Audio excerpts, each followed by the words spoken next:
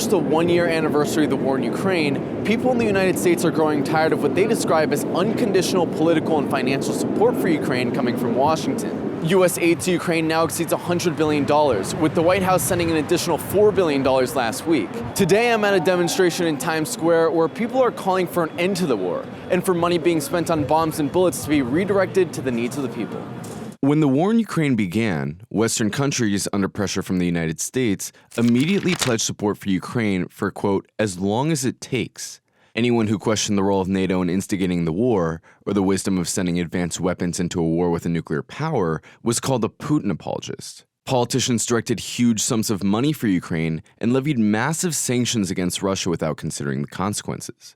As the war dragged on, governments began to insist that people sacrifice more and more for the Ukrainian war effort, especially as sanctions against Russian oil caused an unanticipated spike in world energy prices. Germany passed laws to ration heat, hot water, and light usage. British households faced an 80% rise in energy bills. When questioned on how the British government would address the energy crisis, then Prime Minister Boris Johnson said that British people needed to bear those costs because Ukrainians were paying for this war in blood. French President Emmanuel Macron had a similar response, calling higher prices, quote, the price of liberty, as if that's what was motivating Western powers, liberty and not geopolitics. During this time, the United States was facing the highest inflation in 4 decades.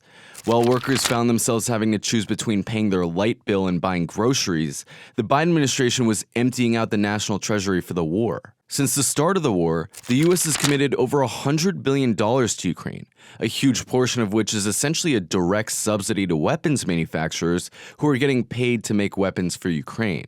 These companies are making huge profits off the war, and they don't even try to hide it. On a call with investors, the CEO of Raytheon said, I fully expect we're going to see some benefit from it. To put $100 billion into perspective, consider the fact that $100 billion is more than the budget of both the U.S. Department of Education and the Environmental Protection Agency. And at a time when cities across America are flooding, crucial water supplies and rivers are drying up, and schools are closing their doors due to lack of funding, Americans have just about had it with their government telling them that this war is a greater priority than their own needs. While the United States military has $900 billion to spare on war, we have millions of people in the United States of America that do not have a place to lay their head. That's right. We have millions of people who can't have a decent job. What moral authority does the United States of America have to go and intervene anywhere in the world? We got enough business to take care of here. The organizers of this march deliberately chose to hold the march on the weekend of Martin Luther King Day. In school, we're taught this sanitized version of Reverend Dr. Martin Luther King as this peaceful, nonviolent guy who just wanted everyone to get along, and that when he came on the scene, everyone realized the error of their ways and embraced his message. In reality, Dr. King was a radical who was hated by much of the political establishment for his unwavering position on the Vietnam War. To King, war, poverty, and racism were triple evils that all went together.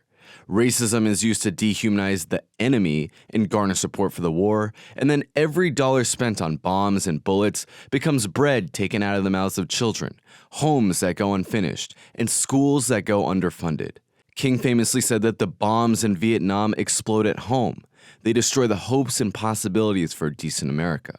With about half of the people living in this country today in or near poverty in an era of permanent war, the organizers of the march revived this aspect of Dr. King's forgotten legacy. If Dr. King was alive today, he would be disgusted by what he is seeing with the United States. He died a man that was hated because he was an anti-war and a labor activist that actually helped the sanitation workers unionize before his death. So Martin Luther King would not be at all enjoying this or even being a part of this. He would actually probably be out in the streets with us or building his own movement to be anti-war, because war is disgusting and nothing good comes out of it. So it's a smack in the face to not only Martin Luther King, but to all black people in America to be lying and thinking that this is what Martin Luther King will be agreeing with when it's not true. And all of y'all need to be ashamed of yourselves, honestly. When Dr. King spoke out against war and racism, he wasn't treated like a hero. He became public enemy number one. Dr. King was constantly surveilled and wiretapped wherever he went.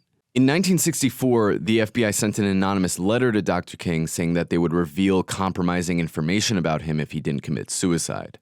In a 1968 memo describing the FBI's intention to, quote, prevent the rise of a black messiah who would unify black nationalist movements, King was identified alongside other prominent black revolutionaries like Kwame Ture as possible targets. Today, we look back and see that Dr. King was ahead of his time, and that he was on the right side of history and that he was demonized because of it. If Dr. King's legacy teaches us anything, it's that our heroes don't always get seen as such in the moment.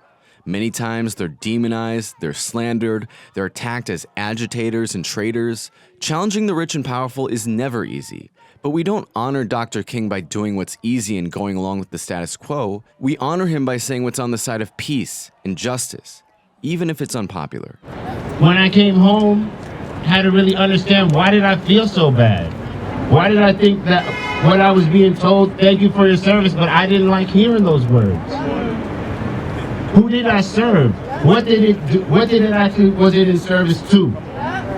This is the service I'm most proud of. All right. And this is always be proud of what you're doing out here.